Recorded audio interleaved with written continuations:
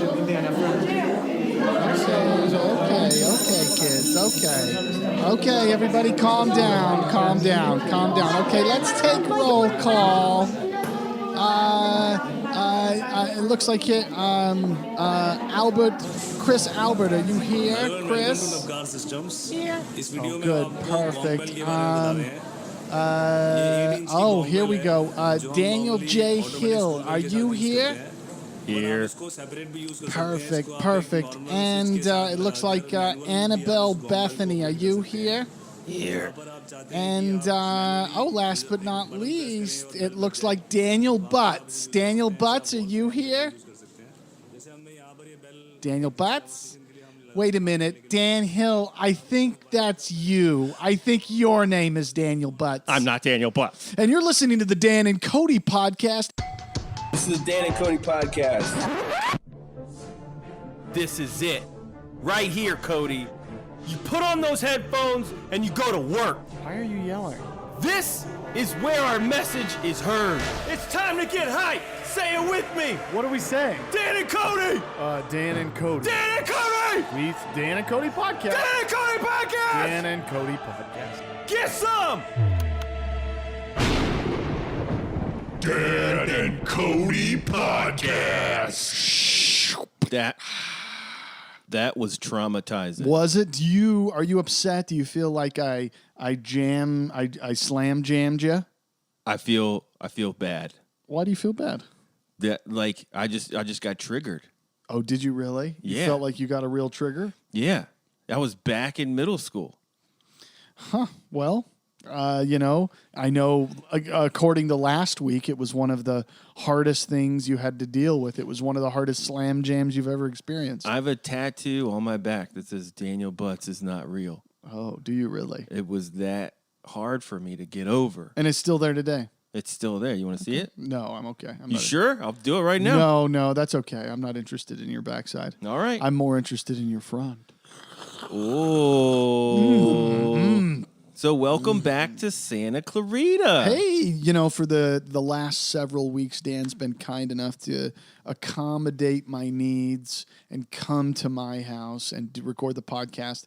And I told Madeline today, I said, Madeline, Dan's made too many attempts. He's come out here. He's sweating. Sweating bullets, leaving his family. I got to go out there tonight. I love going out to Bad Nice. I love it. The Bad Nice. Bad Nice. I love it. That's my old stomping ground.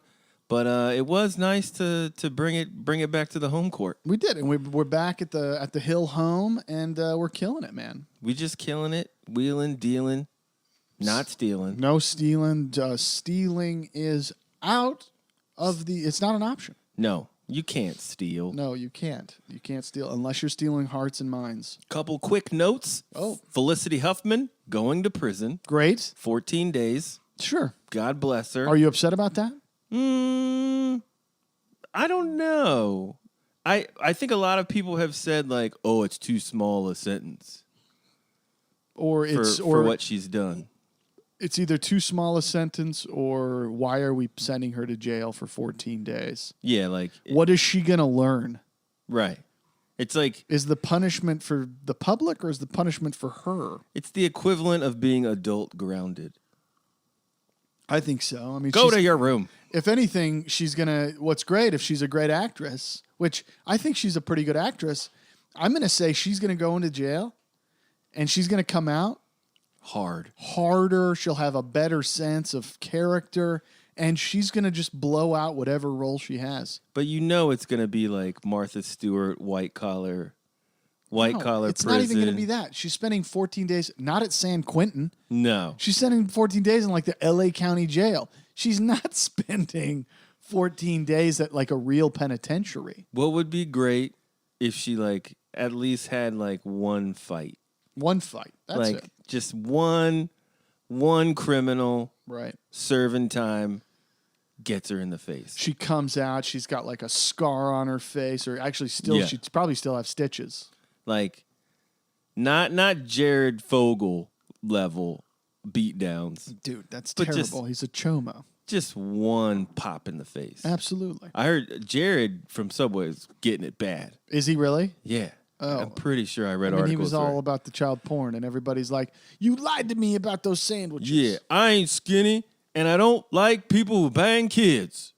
So you lied twice. Did he bang kids, or did he just have naked kids on his computer? Oh, maybe he I think it was just the child porn stuff. I think he attempted to bang kids. Oh, okay. Well, Yeah. that's pretty bad, right? But like Felicity, 14 days. What is that? A fortnight? 14 days. It's not that big of a deal. It's not that big a deal. I bet. 14 days in the clink. And won't she get like special? What's it called? Good behavior and get out before the 14. Anyway? Is that true? I'm sure, right? She has good behavior for 14 days of jail time? Like no one does the full sentence, right? I thought nobody does their full sentence if it's years. If Yeah, we're like- talking days, it's like 7 years is really like six and a half. Oh, you have 14 days. Oh, I'm at day 6. If I do good, I can get out of here in 2 more days. Like, I don't know if that's true. What I hate about this situation is that William H. Macy and her probably think this is terrible. They probably do. They're And probably like, "Oh God!" why wouldn't they? Like this is devastating for them. Your wife and you would think it's terrible if you had to spend 14 days in jail. Or you saying, "Nah, man, it's a vacation. I'm going to read books. I'm going Like, to do some the- writing, podcast from prison." Their faces leaving the courtroom. I'm looking at a photo of them. They look like someone has died in their family. I Like mean, this is the end of the road. they're in the public they're in the public light, right? So that makes it hard on top of the fact that they're still a family. Yeah, And any time a family member ends up going to prison, it's never easy, or jail. but like 14 days, like I'd be like, Jenny, stay up. Stay up. Yeah, like Wait for me, Jenny. we'd, Wait like, for me. We'd probably just pound it out. Like, all right, I'll see you in a little bit. All right, see you, and I'll be back. Just think of it as like a long work trip. Yeah, I'll be back. Don't worry. Okay, well, cool. Them, yeah, it's bad. She has 14 days, 250 hours of community service, supervised release for 1 year, and a $30,000 fine. Right. All that. Does the crime fit the punishment? I mean, she's just trying to pay to get her kid in college, right? What she should have done, the smart move, would have been to give him like crazy amounts of money. She's actually trying to do it too cheap. Right. Because if she said, "Hey, I want to give you guys $6 million to build a hall and name it the Huffman Center for Women's Liberal Arts," Right. I would really appreciate that. And if anything happens where maybe some people's kids need to get into school, if you could maybe get them in, that would be really helpful. Right. See, like That, she you gotta like do it smooth. everybody's trying to pay more than the tuition, but not more than a building. Right. You gotta sneak it in. That's right. That's like, right. I remember when this story broke, like Dr. Dre tweeted out something that along the lines of like, I didn't have to pay to get my kid into USC. And then someone else like replied back and was like, but you have significant donations to USC over the years. And then somehow that tweet was later deleted.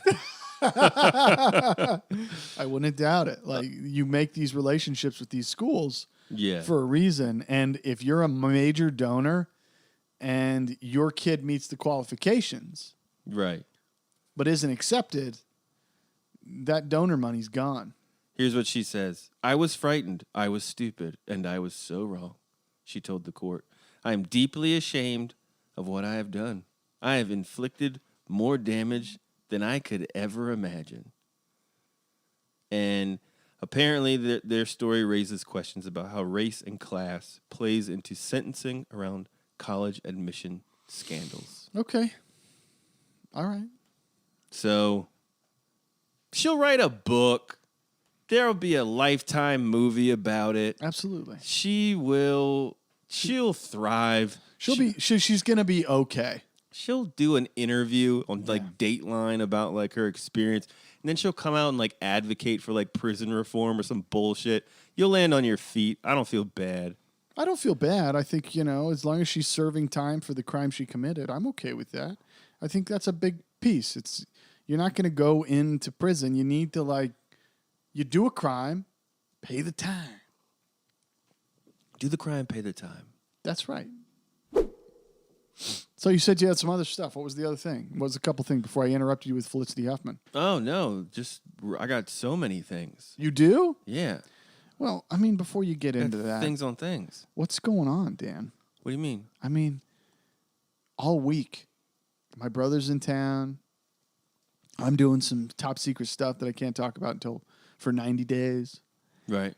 So what happened with you, man? Me? Yeah, where have you been? Oh, I went to the Nash. You went to the Nash what? To the Ville. Nashville. Oh. For the ICCC. No, for the ICC convention. Okay. So it was Imperial Commissary Collectors Convention. Did they have anything good? Yeah, there was some cool stuff. Yeah, did they have pops? Had a lot of pops. Did they? Didn't buy a pop. You didn't buy one pop? Didn't buy one pop, my friend. Wow. Not impressed. Was not impressed. Oh, okay. There's too many Star Wars pops. I don't really collect Star Wars pops. Okay. I have like Kylo and Yoda. Yeah. And I got like a Millennium Falcon coming. Boo. That big ass one. Yeah, the big one. Yeah. But like, I mean, it was cool. I like toys. I like vintage toys. I like walking around the hall and seeing like my old like Cobra base, my G.I. Joe, Right. that sort of thing. Right. It tickles the fancy. But prop store is getting into this toy game, man. It's a hard field to crack. It's Right. a whole new what do you call it? Market. Whole new market. Yeah, like these collectors, they're very much like prop collectors in the sense where they're very detail oriented. Right. Like, is this chipped? With props, it's all about like, can I match it to a specific shot that made the final cut of the film? But toys have a company that grade things. Right. AFA, Like props. right.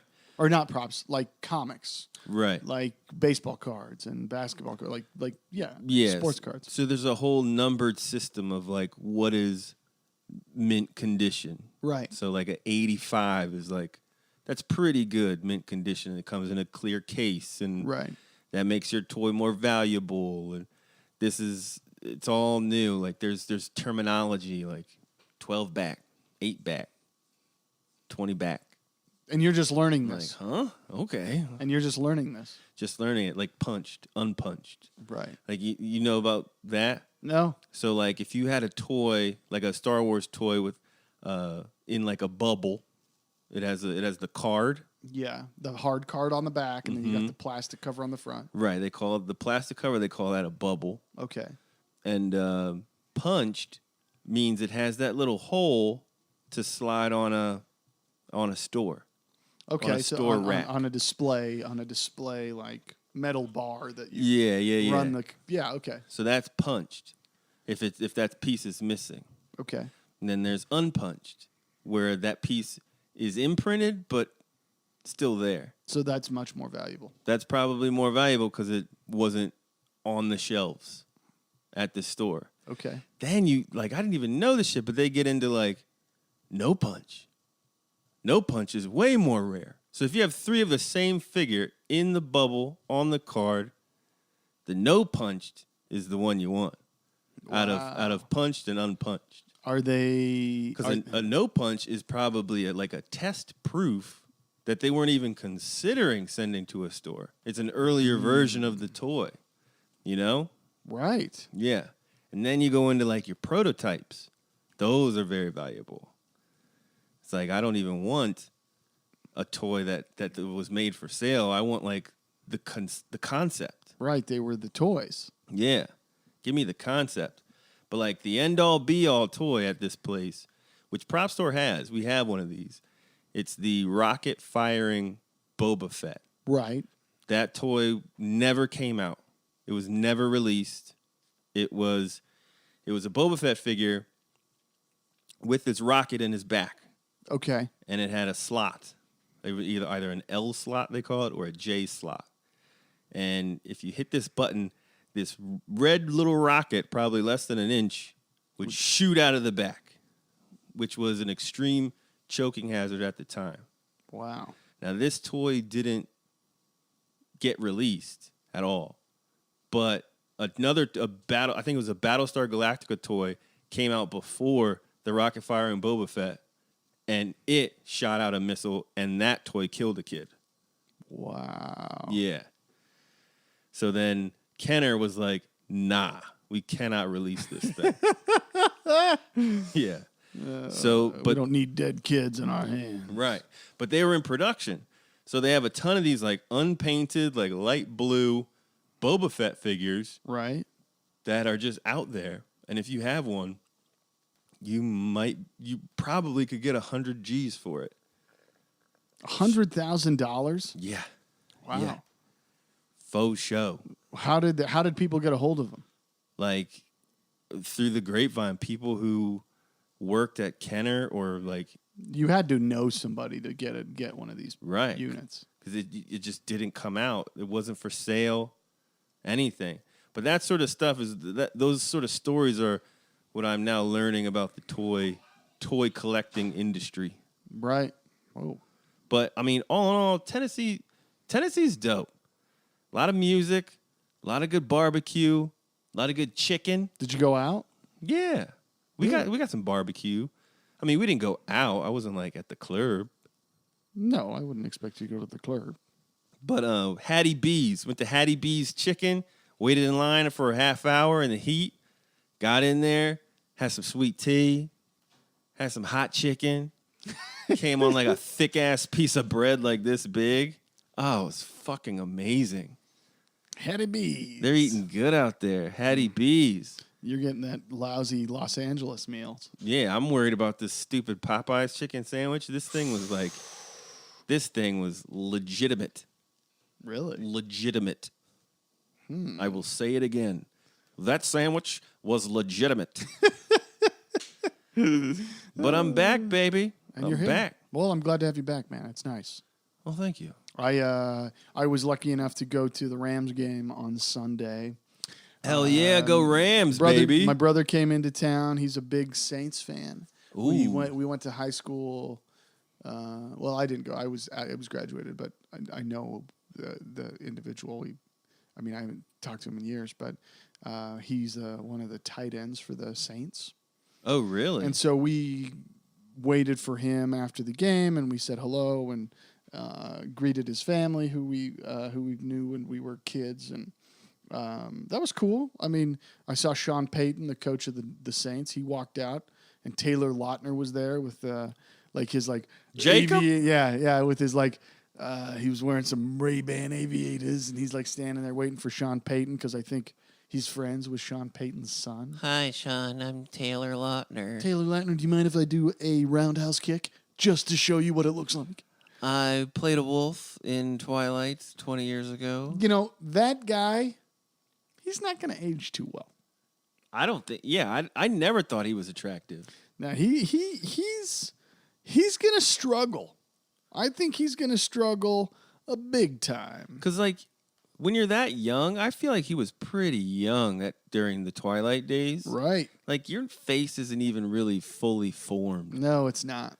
You know? No. You're going to grow in. He doesn't, first of all, he doesn't have an impressive hairline, and he's got a lot of FP. And What's I'm that? sorry, ladies, if you think this guy's super hunky, that's great. But he's got a lot of what we call FP, which is also known as fat potential. Fat potential. Oh, yeah, I do see what you're saying. He's got a lot of that. And you ladies want this super roundhouse kicking fella. He's not going to stay this hunky all his life. And what I mean all his life, I mean 30. Yeah. He's going to Haley Joel Osment this thing. Oh, yeah. Totally. Yeah. I can see it. That metabolism starts to slow down. That's right. He's going to be visiting conventions, some Twilight conventions. You're going to be like, you're not the same Jacob I remember. And then you'll watch him try and do a spin kick, but what he'll do is a somersault. You get a real sweet girlfriend. You start to go out. Yeah. You start skipping workouts. What up, Taylor? Then you start signing autographs for 8-10 hours a day. Then it's lunchtime and you're like, KFC, double down, Yeah. you know? Before you know it, you're a fat slob alone and you look like Taylor Lautner. Frickin' 20 years later. You know who he's going to look like when he's fat? Who? Gabriel Iglesias. Yes. Taylor Lautner is future fat Gabriel Iglesias. That's probably true. Mr. Iglesias. Yeah. I mean, Taylor, if you're listening to the podcast, which we know you do, we do hope that, you just stay chiseled and fit and let the ladies swoon over you, man. Yeah, man. He has like sunken eyeballs too. Yeah, he's sunk into his face. He's got sunk eyeballs, and then his face is squishy. And by that I mean it's like his face is smashed down like a hamburger. And it all kind of comes together in the center of his face. We're like body shaming this guy hard. Totally body shaming him. Fuck Welcome yeah. to Hollywood, Lautner. Welcome to high school, bitch. No, man, I think you're great. I'd kiss you. So, Dan, what else you got for me, man? Oh, man. There was an article on the Insider. Okay. It's about the most... Insider. Insider. Okay. Insider.com. They talk about the most popular candy bars in every state. Oh, God. Okay. What do you think, Kody, are the most popular top 3 candy bars in the United States? And not necessarily candy bars. What do you mean? You just Straight up candy in the aisle, in the checkout aisle. Well, M&Ms. All of these 3... M&Ms are in there. Sorry. No... What? I'll exclude bagged candy. This is... All right, your guess is M&M's? I mean, I guess I'm wrong by the way you sound when I said M&M's. M&M's is not top 3. How is the fuck M&M's not top 3? It's in every single grocery store. It's in everything like fast... Oh, come on. M&M's? Yeah, like peanut M&M's, There's regular... too many options. Like, Oh, because they have variety of M&M types, that means that... Yeah, so the way they gathered this information is from Google Trends to figure out what the most popular candy bar is in every state. Don't Google it. I'm not. Okay. The most popular candy bar in every state. So they're just looking up like search history for candy in the state. Okay. So like, yeah, I guess M&M's is out because there's too many branches. Those searches would become fragmented. Right. Absolutely. So next guess. I mean, you got to go with the classic Hershey chocolate bar. Hershey chocolate bar. Wow, you are really striking out. I'm whiffing it. Whiffing. So like Reese's peanut butter cups. Okay, that is one. That is a top 3. That's a top 3. Okay, Reese's peanut butter cups. Yep. But are they all chocolate? Yes, they are all They chocolate. They are all a chocolate. Okay, so I got a Reese's peanut butter cups, and it's not a Hershey's bar. That's interesting. No. That shit is boring. It's just chocolate. It's boring, but like it's what people crave, man. If you got that as a kid in a Halloween thing, I'd be like, that's in my sucky pile. That's because Just you're a Hershey? That's because you're a prissy little bitch. That is a boring piece of candy. I'm sorry, Just man. chocolate. It's That is a block of chocolate. 100 years ago, chocolate would satisfy everybody, and then all of a sudden they started specializing, create all these different kinds of chocolates, and then a guy like you comes along and is like, "That's part of my sucky pile." Pick 2 more. Okay. Okay, so if it's Reese's peanut butter cups are part of it, Yep. I'm going to say a Nutrageous. Are you kidding me? That's also Reese's. Is it? Yeah, it's Isn't that Reese's Nutrageous. Oh, okay. No. Okay, $100 grand. $100,000. God. Snickers, bitch. Yes. Snickers. You. Snickers and a Milky Way. That's all I got. Snickers and a Milky Way. All right, Snickers is in there, top 3. Okay. The other one you're missing is Kit Kat. Oh, God. Snickers, Kit Kat, Reese's are the top 3 most popular candy in the United States. Now, it's very interesting where, like, geographically, who likes what. Most of the country, the entire Midwest, is all Snickers. California Snickers, Arizona Snickers, Alaska Snickers. That's not the Midwest, though. I know, but Okay. it is a massive map. Here, I'll send it to you. And then you get back east, and all of a sudden things become really skewed. Back east, These guys are all eating big hunks. Florida and Georgia are Snickers. Okay. Virginia, Maryland, and I think that's Jersey are Snickers. New York is Snickers. But the Northeast, like New England area, Reese's. Pennsylvania, Ohio, Tennessee, Kentucky, North and South Carolina, all Reese's. Did you see Virginia Reese's? Did you see how they came up with this? Yeah, the Google search. Oh, these were based off of Google searches. Yeah, Okay. yeah. It's not based off of sheer sales volume. No.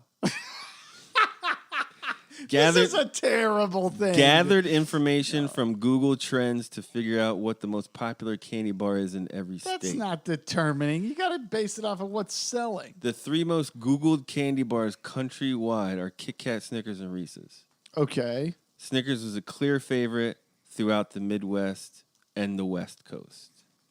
Okay, that makes sense. I wonder why, though. I love a good Snickers. Don't get me wrong. Okay. And I love a good Reese's. Don't get me wrong. But I got to be in the mood for Reese's. You know? NBC News. This is an old article, and I imagine it's increased for this. But they're saying that Snickers, it is America's favorite brand, but they're saying that they are the sales of Snickers for 2011, I think is what this is. I mean, Snickers has it all. It's chocolate. You got caramel. Yep. You got your peanut lovers in there. Yep. You got your nougat.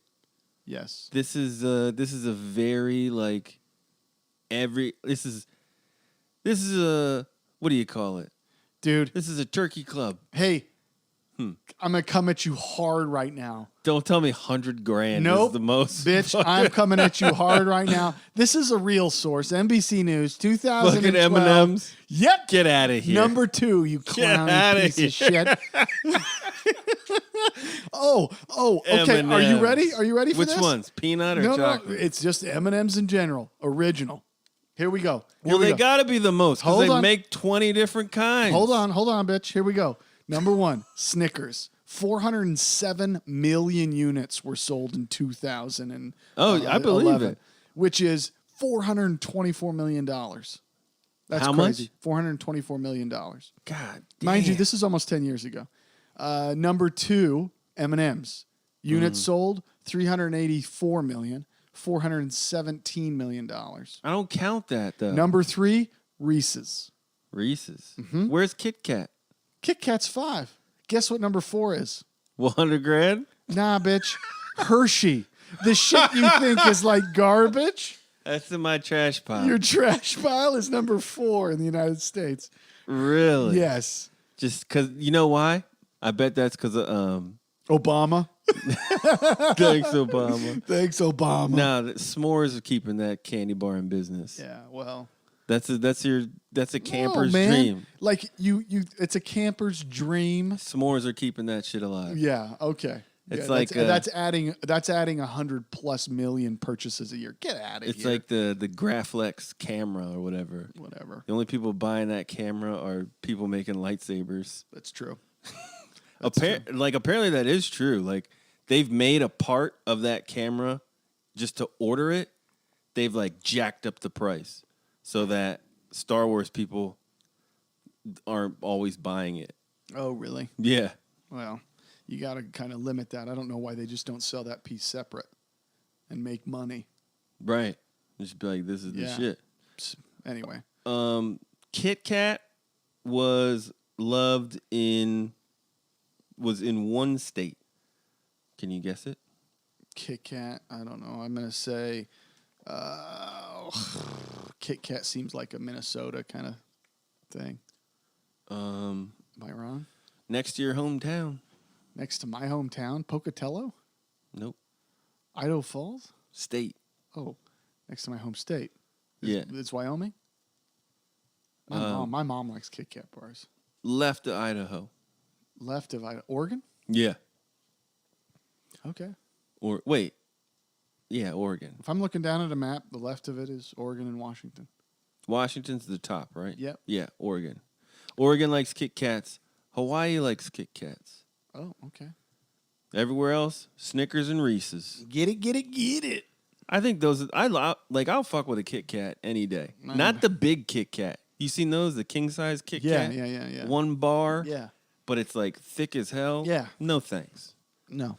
I want the 4. I want to break them. I want to eat them at my convenience. With the 4s or the 2s. That's right. And don't be giving me that white chocolate variant bullshit. No, I want of course. Regular It's ass the same Kit Kat. reason people like traditional Hershey bars. Dude, I was so mad one day. I'm sorry. I went to Walmart and I bought like the Reese's eggs, because I love the eggs around Easter. Right. You call it Reese's. Yeah. You heard people call it Reese's? Oh, yeah. I don't like Reese's. No, get out of here. Bunch of communists. Reese's. I got me bastards. But I got all these eggs thinking like, okay, this is going to hold me over till when Easter's Enjoy over. these Russian Reese's eggs. It was a white chocolate mix. No, what of is the that? eggs. Get out of here. Like every other one was a white chocolate one. No. Dud. No, it's not the same. There's something different about white chocolate that just kind of like rubs you the wrong way. Just end white chocolate. Please. Let it be dark. Yeah. I don't, and maybe I haven't looked hard enough. I promise you I probably haven't. But what group exists that says, yeah, white chocolate, please? Who prefers white chocolate, you monster? Yeah, it's absolutely. Like- you're either eating the dark stuff or you're enjoying some milk chocolate. Don't even play the white chocolate card. You know who loves white chocolate? Charles Manson. And communists. And people who live in tiny homes. That's true. That's a fact. And Michael Jackson loved white chocolate. There you go. Great company. What, Reese's? No, white chocolate lovers. Oh, white chocolate. Oh, they're in great company. I thought you meant that's a great company that makes it. Oh, no. Oh, okay. Like you're keeping great company liking white chocolate. Right. Okay. The only acceptable white chocolate is remember the Hershey Kiss Hugs? No. It was half. No.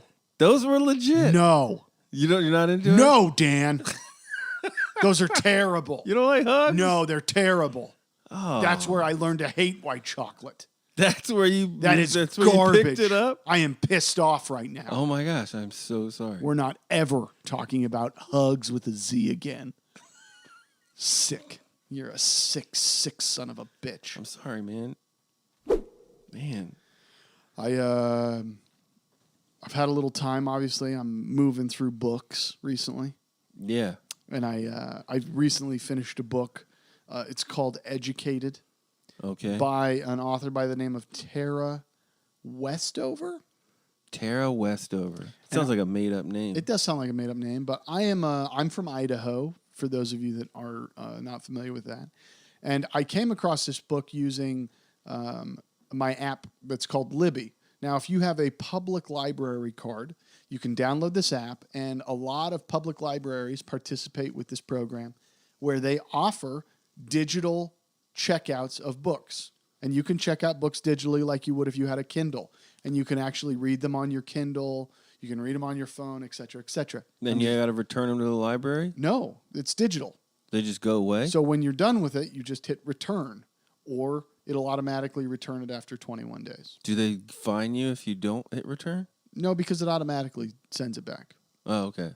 But if you were to physically go check out a book and not return it, yes, then you'll be fined. Sticklers. As I progress, the story goes. So I was attracted to this book because it is a story. It's a memoir of this woman who grew up in southeastern Idaho, near the border of Utah, and she was raised by a father and mother who believed in homeschooling, and they believed that the government was out to get them, and that their main job was to prepare for the end of days. And her father ran a scrapyard business, And the story is absolutely fascinating because she would go on to receive a PhD from Cambridge in the UK. Damn. Never going to traditional school until she was in college at the age of 17. And yeah. They were preppers. They were preppers. They were preppers. They were religious fanatics. And they believed the crazy thing about these stories is the situation that this woman would get into because her parents, her dad especially, because it was very patriarchal in the way that the home was structured. And he said that if anything happened, it was God's will. They didn't believe in hospitals, so they never took any of their sick kids to the hospital. They never got them vaccinated. They never did any of those things. And I mean, this book is just fascinating because of the experiences she had and the fact that her parents used the excuse that it was God's will on so many scenarios when they could have limited the trouble and pain that these children went through. And these kids experienced so much. I mean, bodily injury. Like they'd gotten in several car accidents where people were almost hurt, and they left the scene with the kids, and they took them home to heal them at the house with tonics and waters and salves and all kinds of home remedy things that, like St. John's wort, things that were not necessarily regular medical treatments. Put some Epsom on it. Yeah, exactly. Spray Windex on your face after that burn. Tussin. Right. Tussin, exactly. Mo Tussin. Right. What? But how did she get to Cambridge? What's interesting, I mean, as the story progresses, she decided, because her home life was so questionable, she got up the courage to take the ACTs, and she got into BYU. And at BYU, she took some programs, and one of the teachers recommended that she go try and find who she was. And he suggested, based off of her writing, that she goes to this Cambridge extension program that he was doing because they teamed up with Cambridge. Right. And she tries that out to see how it would work for her. And while she's there, she befriends a professor that kind of runs this department, and he suggests that she applies based off of what he's learned of her and her experience. And he said, you need to do this. And she said, I can't afford it. He said, don't you worry about the money. He paid for it? No. He was a scholarship program that got her into Cambridge. So she ended up getting her PhD through Cambridge, and she ended up spending time at Harvard. Just a crazy, crazy story. What's interesting is that's not the fascinating stuff. It's all the stuff before she went to college. And then the fact that she had to keep coming back and forth. She was in and out of that life. And her parents, you'll read it and you'll see kind of how that all ends if you ever read it. But essentially, her family kind of disowns her. It sounds a lot like the story of The Water Boy, in a sense, where a young man who is sort of like underprivileged and has to live at home, gets home remedies. Mama doesn't like anything he does or learns outside of the home, calls it the devil. Right. And then he ends up going to school, right, learning that what mama says isn't always right. Yeah. And then he excels. And then he comes back. He has to keep coming back home as he's learning all this cool shit. Yeah. It's basically The Water Boy. Yeah. It's totally The Water Boy. Basically Adam Sandler's The Water Boy. I finally know what Adam Sandler's The Water Boy was portrayed after. Maybe she stole Adam Sandler's movie idea. Yeah. Or like Adam Sandler stole her life. I think it's probably the other way around because she is 2 years younger than I am. Oh. What's captivating is like I grew up in that area. So I know what that area is like. Right. And there's a lot of water boy stories out there. Like mama said, my mama said. The devil. The devil. The devil did it. The devil. And that's in a lot of ways, that was her parents. She was also physically and mentally abused by one of her brothers Oh, to the point shit. where he was breaking her bones. What? Yes. That wasn't in the water, boy. Yes. And she alludes, she doesn't directly state it, but she alludes that after he gets married, he beats his pregnant wife, which caused their 2 kids to be prematurely born. Jesus. It's nuts, man. I could feel her writing she wrote so well. You can feel the world she's in. You're in it. You're experiencing it. Yeah. And it just turns inside. Yeah. But this book, it's titled Educated by Tara Westover. I highly recommend you read it just to get a sense of just the different types of people. And in a lot of ways, what's interesting about her story is her family becomes wealthy. They're very poor at first, but her family becomes wealthy because her mom creates this salve, like rub lotion, this type of lotion for families that don't believe in the medical system, this natural stuff, and they're selling it.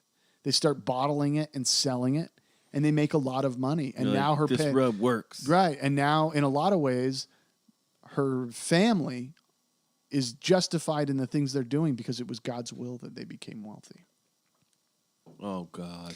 And so, there might be many listeners of ours that we have that might feel that way, like it is God's will for the way things work out. And I can understand why you'd say that, but I don't relate in any way. Yeah. Because a lot of people grow up in that world where it is that mentality of it's God's will that we are the way we are. But if that's the case, then we really have no choice about anything. And I believe that we make the choice to not throw our baby out of a moving vehicle. Yeah. Every day. Well, it's God's will. I threw the baby out to see if it would get there further. Right. Move faster. Right. It was God's will that the baby survived or that the baby died. I don't know why I had to go to baby deaths, but you know what I'm saying. You okay? Yeah, I'm great, man. This book was really intense. Highly recommend it. I've been reading it so much, and then last night I had this crazy fucking dream where it's me and my wife and my kid, and I dreamt that we were watching the news in the house. Yeah. And the news kicks on, and they say that NASA has uncovered a large body, larger than the planet Earth, moving through our solar system, coming directly for Earth. Damn. And that it's going to hit Earth. You still have vivid dreams. Oh, it's such a vivid dream. And I don't really dream anymore. I doubt it. Terrible. I bet you have dreams. But this dream was nuts because we're sitting there, and this is one of those scenarios where there's nothing anybody can do. If you have a body bigger than the planet Earth that's going to strike us, it's going to vaporize the planet. Yeah. And it's like we're all here, trapped in our own world, waiting to be destroyed. And that whole thought of losing family was so intense in that dream. And we just waited. You just sat around. Armageddon. Waiting. And it was Armageddon, but it was Armageddon. Like in Armageddon, it's just little balls of rock. This is literally, in my dream, was a body, a space body that was bigger than the planet Earth that was coming towards us. So totally wipe out Earth. What would you just chill? Or would you do, or would you what's there to do? Panic. I would definitely fear it. I'd be like, let's make something. Let's go out to eat. Let's go out to eat. Hi, server. Hey, server, how you doing? You got any plans for the next 24 hours? I appreciate you taking our order. I'd be like, let's go do our favorite thing. What's your favorite thing? I don't know. I'm just saying, if the mass was coming to the Earth, there was nothing we could do about it. I'd be like, let's just do stuff. Let's just live. Be casual about it. No sense in getting freaked out. You know? Yeah. I don't know. I'd be pretty worked up, I think. At least the first bit, but I think there's those stages of grief where you just kind of come to grips with the idea that, okay, well, hopefully it doesn't hurt. Yeah. Make a couple calls. Hopefully we're vaporized. Look at my pops. Right. 1 or 2 more times. Intense, right? Whew. Anyway, check out this book, Educated, Tara Westover. Well, man, what do you got? Bro, you hear about all this SNL stuff? I did. The small squinty-eyed guy said some shit about some Asians. Yes. The big chin, squinty-eyed guy. Well, this so they hired two new SNL, three. Three, yeah. Yeah. One was a first Asian cast member. Right. And the other guy, Made fun of Asian people. on a podcast, no less. Hey, we've done this. There's 185 episodes of us, 86 episodes of us, and I don't doubt we've said something that's offensive. My wife looked at me and she's like, "This is why you'll never get a job, honey." She said that? No, she just said this is why, like, you probably may not, like, do something bigger. And I said, "Oh, okay, well, maybe you're right." We're on the right side of arguments. Madeline said, I said, yeah, but contextually, if there's anything that's questionable, the context, we're on the right side is purely, it's a biased statement. Like, Well, I'm saying, everybody's on their own side of things, man. I'm saying, this isn't like a Hitler youth podcast where we're like, Hitler was great. No, of course not. I think we definitely appeal to the masses, but that's not to say we haven't said anything questionable at times. What did I said some pretty fucked up shit. Still, you didn't straight up use that language. He called them the Asian slur. Oh, you know? Oh, he did. On the podcast. Like he called that in the contextually, he's saying it in a negative light. He spoke about Asian people and said that word. Oh. Yeah. The CH one. Right. Yeah. So that is fuck. We have never done anything remotely close to that. No. Never. And then like if you've heard the audio, they like do this like horrible impression of Asians. Like just like the Dave Chappelle impression. Right. Right. Yes. If any of you have seen the latest Dave Chappelle on Netflix, check it out. He takes on a lot of social issues. It's interesting to see his approach to things. He did some things that were really, really funny, but he also did some things that were very, very questionable. Very distasteful. Like if you're looking to get offended, you should throw that on. Absolutely. You should definitely throw that on. And he'll even tell you, he's like, you have the choice to turn this off if you don't like it. You clicked on my motherfucking face. That's what he says. That's right. Well, here's the thing. I don't know what's going on in the world, and I'm not someone who takes either I don't pick sides. I pick shit from the side. You know? You pick shit from the side. What do you mean? Like, I don't know if this person should have been fired immediately. Right. But I don't know that this person should be on Saturday Night Live. You know? Well, I don't think whether they should be on Saturday Night Live or not, that's not really up to you. Yeah. In regards to what he said, I think in 20 years, my belief is that it's not going to matter as much. And I say that not only because of the leadership we have in the White House at the moment, but I also say that because at some point we've all been inappropriate in now what seems to be on a world stage. And by that, I mean in social media, we post something that's inappropriate. We accidentally say something that's inappropriate. Because we're humans, we're all imperfect.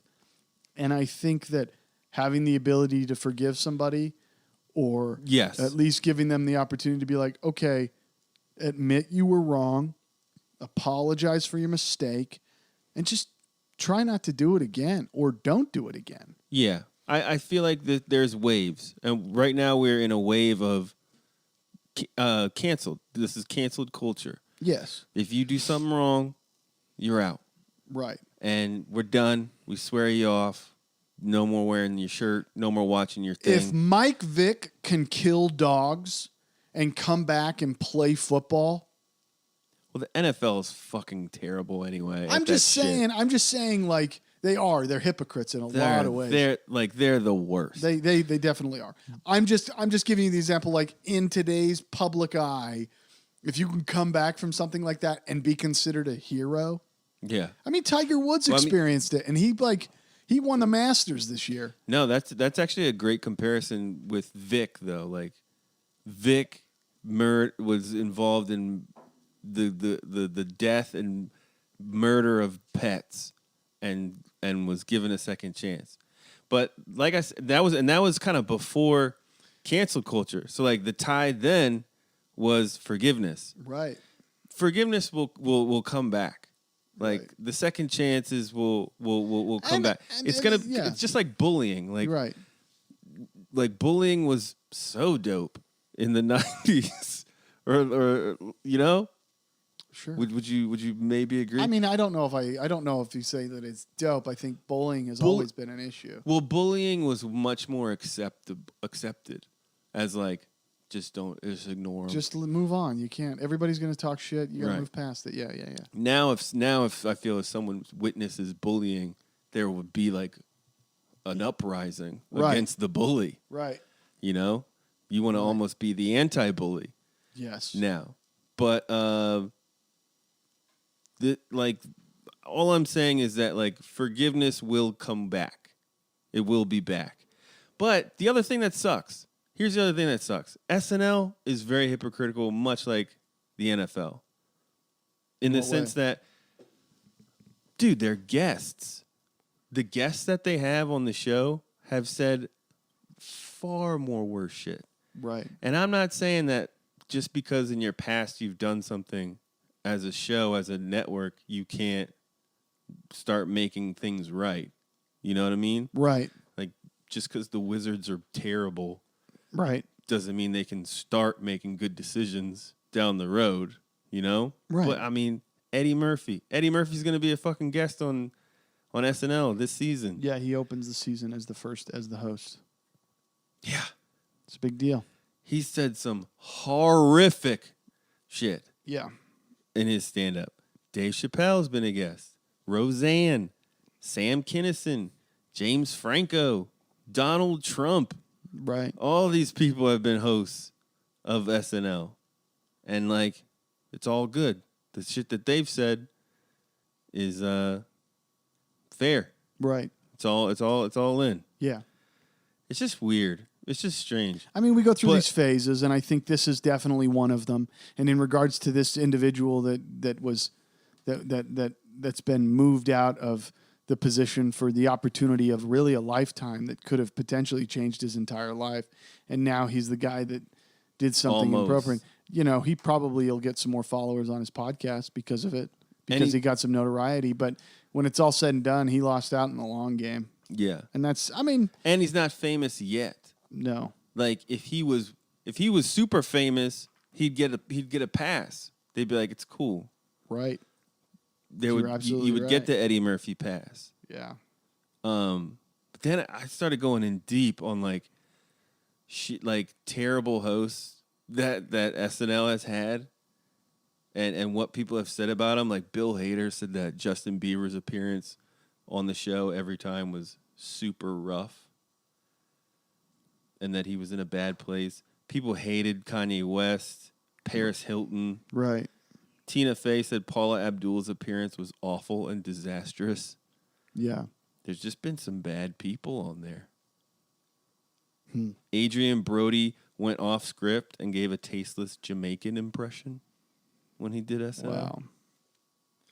You know? Right. I don't know. Even the Taiwanese American presidential candidate said he deserved another chance to keep his job.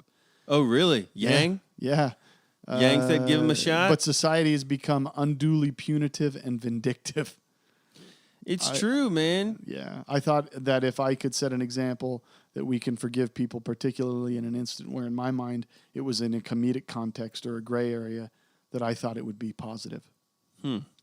So anyway, he said Yang said Gillis had reached out to him, and the two will be having a discussion.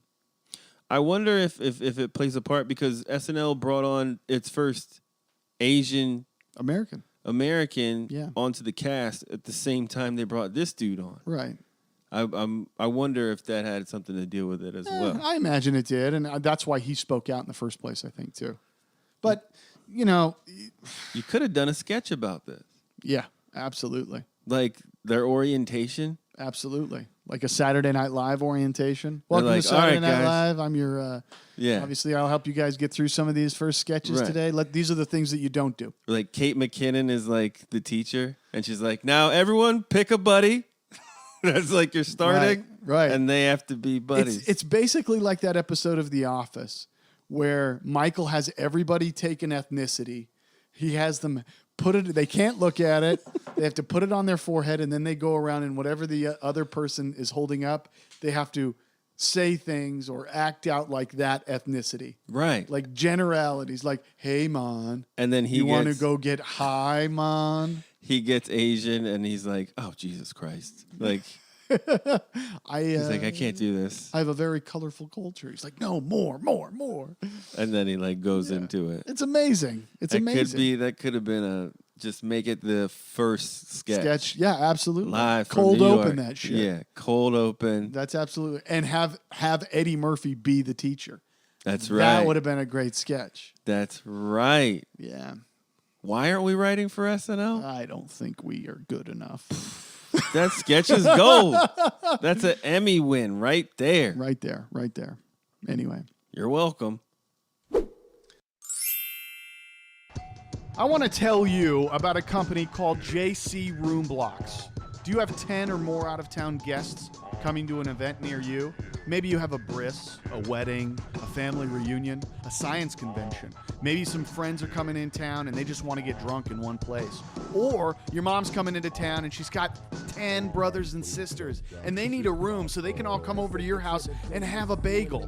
Well, I have the answer for you. JC Room Blocks. They research hotels in the area that you need the rooms. So if you're in San Diego, they're going to find those rooms. They're going to put them together for you. Oh, what? You need to be in Boston for a little bit? No big deal. Go over to Boston and hang out with your Boston friends. You got 10 or 15 of them and you need a room? Fucking Boston. That's what you're going to do. Since they're certified travel agents, they can get you the lowest possible rates. On top of discounted rates, they can also negotiate highly discounted bridal suites, shuttle service, and food and beverage functions. If you mention the Dan and Kody podcast, that's us, they'll waive their fee. That means you don't pay anything, okay? Check them out, jcroomblocks.com. I'm going to repeat that, jcroomblocks.com. They're on Facebook, they're on Twitter and Instagram. Follow them, check them out, get all them rooms! Well, I guess it's time for this week's True Crime. Well, here we go. What do we got, Dan? Man, oh man, a Pennsylvania court rules that a man's gun-like hand gesture is a crime. What? Yeah. Pennsylvania court ruled that a man committed a crime when he directed a gun hand gesture toward one of his neighbors. Really? 64-year-old Stephen Crickner. Stephen Crickner. Like it was threatening, essentially, is what they're saying, right? Yeah. Stephen Crickner and an unidentified female acquaintance have a long history of issues with their neighbor. The neighbor installed 6 security cameras on his property due to the ongoing confrontations, while Crickner's female friend was granted a no-contact order against him. In June 2018, one of those cameras captured Crickner and his female friend walking down the street, getting into an argument with their neighbor, and at one point, Crickner stopped, looked at his neighbor, and then made a hand gesture at him, imitating the firing pew, pew, pew. and recoiling a gun. Was it multiple shots or was it just... Maybe it was just one shot. Like, honestly, I think one shot is much more menacing than... The gesture was witnessed by multiple people who called 911. Crickner told police he made the gesture after his neighbor gave him the middle finger with both hands. And, he gave him double middle fingers. Double middle fingers. Okay. All right. Double middle fingers, you're getting gun hands. Yeah, I think so. That's the next progressive. It's the next step. It's the next move. Naturally the next move. If anyone gave me double middle fingers, expect double gun hands. Absolutely. Come on. Yeah. So they issued the neighbor gave him middle fingers with both hands. Right. And they issued him a citation for disorderly conduct. He was found guilty but appealed the verdict, arguing that his gesture didn't create a hazardous or physical offensive condition and that his actions did not harm anybody. The Superior Court of Pennsylvania disagreed with Crickner and ruled that the gesture recklessly risked provoking a dangerous altercation. Wow. He paid a $100 fine and court costs. Really? Crime. Is this a crime, Kody? To gun hand someone? It's this week's true crime. It is this week's true crime. But is the crime making this a crime? I think if I said, I'm going to kill you. With gun hands. With gun hands. If you can't gun hand, what can you do? You're saying it's okay, huh? I think like it's you're telling okay. me you'd gun hand a neighbor? I think it's okay primarily because you can't get rid of the other gestures. You're not going to gun hand a neighbor. What if I did hold one hand out and slap the other with the back of my hand? And I'm like, what is that? That's a spicy meatball. I'm like, I'm gonna slap you. That's a crime then too. Slap doesn't equate to death, though. It's a slippery slope. What if I punched my other hand? Doesn't equate to death. Gun hands do. Really? What if you're questioning whether gun hands mean I'm going to kill you with a gun hand? Not like I'm going to kill. Like if you're a bully in high school and you're like I'm going to kill you. Like that's Right. one thing. But when you're like gun hand, I'm going to kill you. And then recoil. Like his. What if he gun handed in a non-fatal position? what's a what I'm a gun hand you. You do two little feet. You use your fake gun hand and then you shoot the fake feet. Like I point my gun hand at like your leg. Why do you gotta have gun hands, man? 2 middle fingers. What do you expect? I guess it becomes a game of who does the most offensive hand gesture at that point. The other question I have... If somebody gave me 2 middle fingers, I'd act like I'm like jerking off 2 dicks and like getting shot in the face. Another key piece of information we're missing is, were the double middle fingers static or were they moving? Like if those double middle fingers were like up and down, up and down, up and down, or like forward, back, right, I would have to give you gun hands. That is provoked. But right. That is a provoked thing. Is that? It is not a crime to gun hand. Okay. I don't. Because then what? You gun hand yourself. People gun hand themselves in the head all the time. All they're the like, time. That's oh, true. fucking kill me. Yeah. Is that suicide? No. Is like, that I'm sitting in this test in school. I'm going to take this fake gun and put it in my mouth. Yeah, recoil. That was a recoil you just did. I did. I just shot myself in the head. Dead. Anyway, I don't know, man. I guess your point. I think there has to be a line, and maybe the gun hands is where it ends. It's like that's as far as you go. If you actually go inside and you pull out a shotgun, you look at somebody, and then you cock it. So clack, clack. So I can't make a hand gesture. Yeah. I just thought of this. The other issue here is, what if someone walked into a classroom and did gun hands? Like that could be a problem. Somebody nobody knows. Some stranger off the street walks in and does gun hands. You arrest that motherfucker. You're going to fucking prison. Yes, you are. I'm sorry if I'm a parent. One of my kids in there. That guy better be spending some time in the clink. So setting has a lot to deal with. Setting in context, like Like if I walked into a grocery store and was like, bop, bop, bop, bop, bop, bop, gun hands everywhere. Maybe, Gotta but call at the the same cops, time, I probably. think there's been some homeless people that are crazy enough that would have done something like that. You don't think so? We're like, yeah, you walk into like an Enterprise Enterprise rent-a-car? and you like cock a freaking I said a fake Buick Regal, shotgun. not a Ford Focus. And you gun hand. That's bad. You've seen 40-Year-Old Virgin, right? Yeah. Remember like Kevin Hart's like amazing cameo in that? Yeah. Where he's like, he's your friend?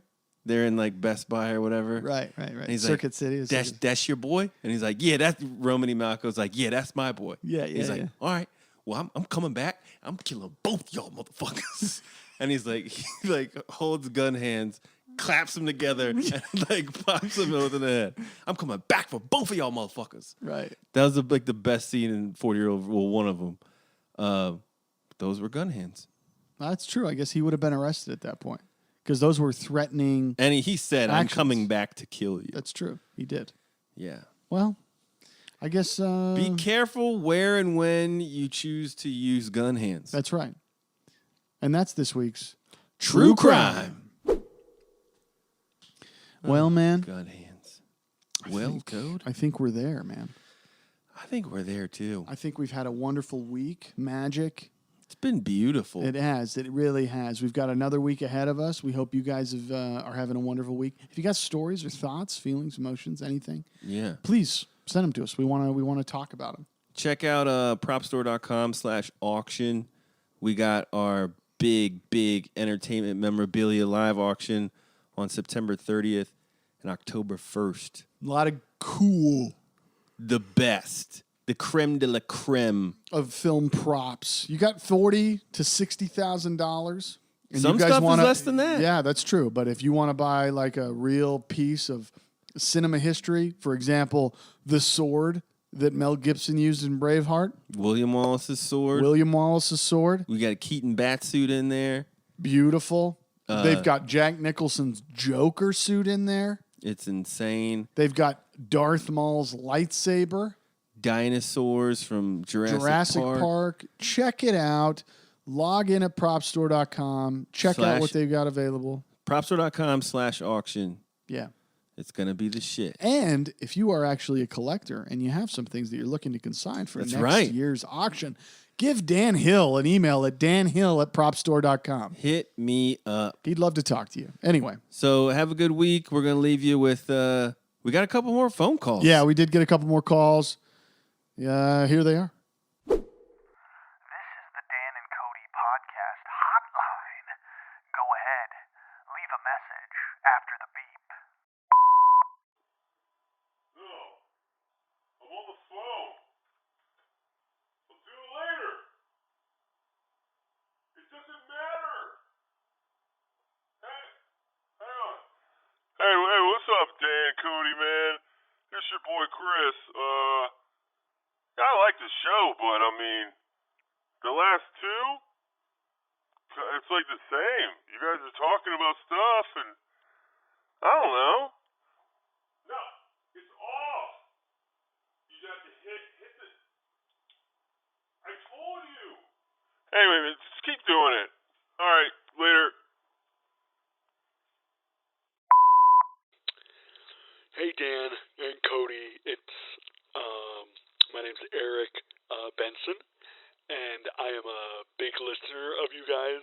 Every week, I've appreciated what you guys bring to the table. Last week, I thought your episode was interesting. I could relate in a lot of ways. I understand high school hierarchy. I was actually on the lower tier.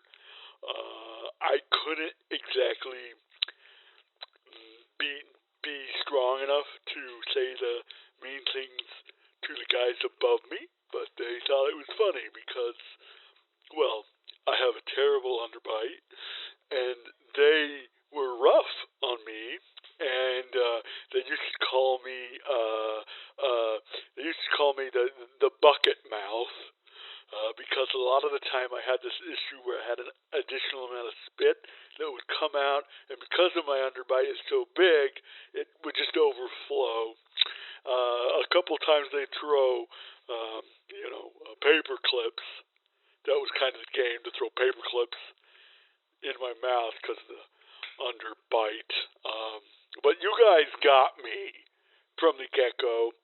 Thank you guys for supporting people, but at the same time bringing awareness to the struggles of those that are helpless, like myself, Eric Benson. Anyway, guys, if you want to call me sometime, do.